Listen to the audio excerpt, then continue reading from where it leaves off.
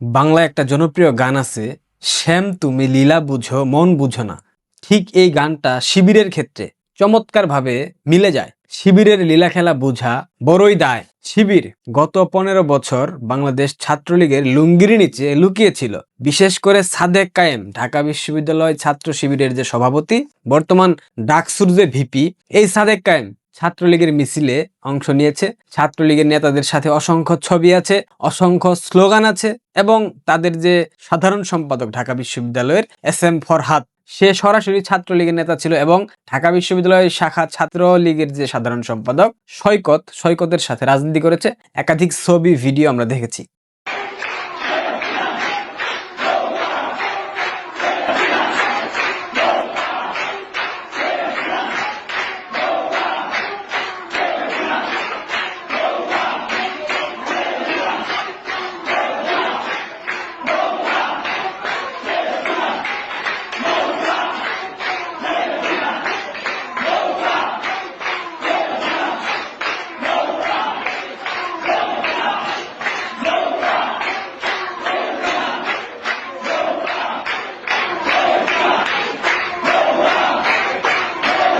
শিবির ছাত্রলীগের মধ্যে থেকে লুঙ্গির নিচে লুকিয়ে থেকে তারা এই হেলমেট বাহিনী বানিয়েছিল, এবং এই হেলমেট বাহিনী বাংলাদেশ ছাত্রলীগকে দীর্ঘমেয়াদে বিতর্কিত করেছে। এইটা এখন একদম স্বচ্ছ পানির মতো পরিষ্কার যে শিবির কিভাবে ছাত্রলীগকে বিতর্কিত করেছে। শিবিরের লীলা বুঝা বড়ই দায়। ইনকিলাব মঞ্চের যে জঙ্গি হাদি, মৌলবাদী হাদি, উগ্রবাদী হাদি, চরমপন্থী হাদি, হোয়াটএভার, হাদিকে গুলি করেছে শিবিরের নেতারা। ফয়সাল করিম দাউদ খানের উপর চালিয়ে দেওয়া হচ্ছে। ফয়সাল করিম দাউদ খান এখানে সম্পৃক্ত ছিল না। যে ছেলে গুলি করেছে সে পাকিস্তান এম্বাসির সহায়তায় দেশের বাইরে চলে গিয়েছে কাতারে কোথায় অবস্থান করছে, কার বাসায় অবস্থান করছে, এটা নিয়ে নাহিদ রেইন্স তার ফেসবুক স্ট্যাটাসে বলে দিয়েছে। আমি আর নতুন করে বলতে চাই না, আপনারা নিশ্চয়ই দেখেছেন অনেকেই। আজকে ছাত্র শিবির একটা নতুন নাটকের জন্ম দিয়েছে। হাদির উপর হামলা কেন হলো, হামলাকারীদেরকে কেন ধরা হলো না, এই নিয়ে স্বরাষ্ট্র উপদেষ্টা এবং আইন উপদেষ্টার পদত্যাগ চেয়েছে। এবং বাংলাদেশের ইতিহাসের সব থেকে নির্লজ্জ, সব থেকে বেহায়া, সব থেকে জোকার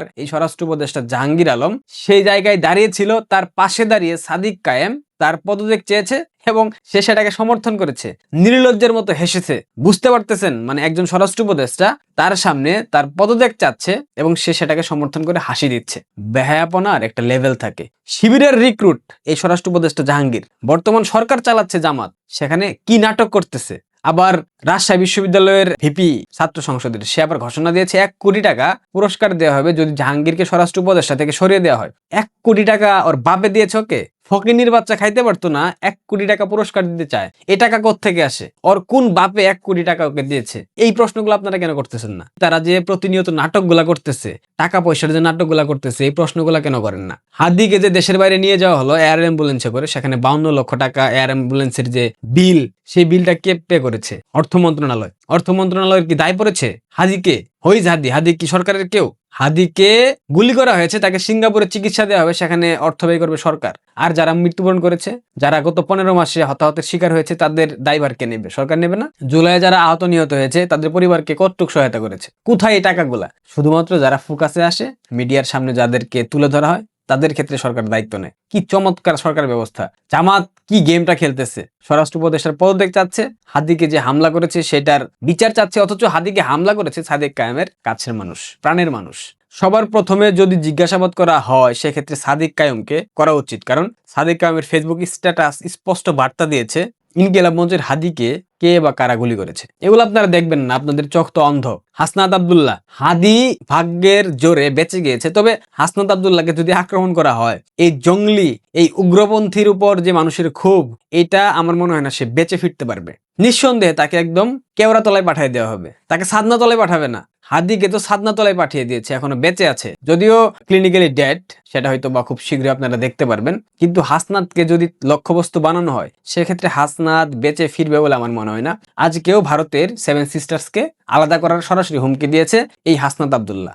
ভারতকে স্পষ্ট ভাষায় বলতে চাই, যারা আমার দেশের সার্বভৌমত্বকে বিশ্বাস করে না, যারা আমার দেশের সম্ভাবনাকে বিশ্বাস করে না, যারা ভোটাধিকারকে বিশ্বাস করে না, মানবাধিকারকে বিশ্বাস করে না, যারা এই দেশের সন্তানদেরকে বিশ্বাস করে না, আপনারা যেহেতু তাদেরকে আশ্রয় প্রশ্রয় দিচ্ছেন, কথা স্পষ্ট করে বলে দিতে চাই, ভারতের সেপারেটিস্ট আছে বাংলাদেশে, আমরা তাদেরকে আশ্রয় প্রশ্রয় দিয়ে যে সেভেন সিস্টার রয়েছে সেটাকে ভারত থেকে আলাদা করে দেব।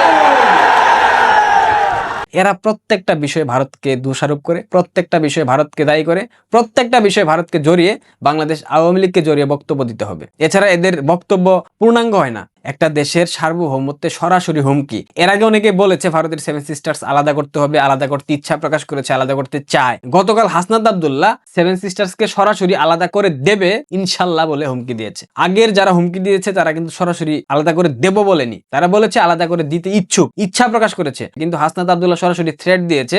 এইটা নিঃসন্দেহে ভারতের স্বাধীনতা এবং সার্বভৌমত্বের উপর একটা চরম হুমকি। এই হুমকিকে আমলে নিয়ে ভারত চাইলে বাংলাদেশে আক্রমণ করতে পারে। এইটা তাদের পররাষ্ট্রনীতির মধ্যেই পড়ে যায়। একটা রাজনৈতিক দলের নেতা হয়েছে কিভাবে প্রতিবেশী রাষ্ট্রের সার্বভৌমত্বে হুমকি দেয়। আপনারা এটাকে খুব স্বাভাবিকভাবে নিলেও আমি নিচ্ছি না, কারণ এই বক্তব্যের মধ্যে অনেক অনেক তাৎপর্য, অনেক অনেক বিষয় থেকে যায়। শুধু হাসনাত আব্দুল্লাহ না, জঙ্গি মাহফুজ, মাস্টার মাইন্ড মাহফুজ আলমও ভারতের সেভেন সিস্টার্সকে আলাদা করার হুমকি দিয়েছে। ভারতের আঞ্চলিক নিরাপত্তাকে বিঘ্নিত করার জন্য যা যা করা প্রয়োজন তা তাই করবে। ভারতের দোষ বাংলাদেশ আওয়ামী লীগ তাদের বন্ধু, ভারতের দোষ শেখ হাসিনাকে ভারতে আশ্রয় দেওয়া, ভারতের দোষ বাংলাদেশ আওয়ামী লীগের নেতাকর্মীদের জীবন রক্ষা করা, এটাই ভারতের অপরাধ। ভারতের সাথে যত কথা বলা হচ্ছে ভারতকে কেন্দ্র করে, ভারত এইটা করেছে, ভারত বাংলাদেশকে কলোনি বানিয়েছে, ভারত বাংলাদেশের এইটা দখল করেছে, এতগুলা চুক্তি হয়েছিল, অসম চুক্তি, একটাও প্রকাশ করতে পারে নাই। এই অথর্ব ইউনুস একটা জিনিস এখন পর্যন্ত সামনে আনতে পারেনি, ভারত বাংলাদেশের এমন একটা চুক্তি শেখ হাসিনার সরকার করেছিল যেটা বাংলাদেশের স্বার্থ বিরোধী। প্রতিনিয়ত ভারতকে হুমকি দিয়ে যাচ্ছে।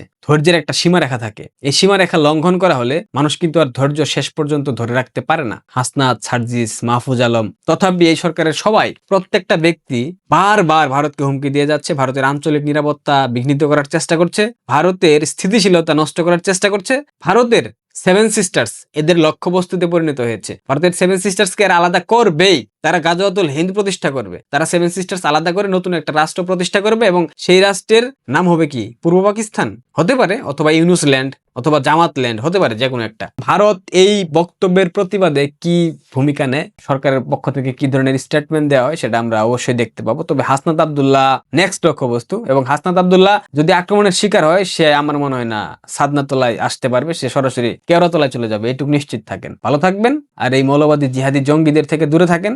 দেশ বাঁচাতে হলে এদেরকে সমূলে উৎখাত করতে হবে, এছাড়া আর কোনো বিকল্প পন্থা আছে বলে এই মুহূর্তে আমার কাছে মনে হচ্ছে না। ধন্যবাদ।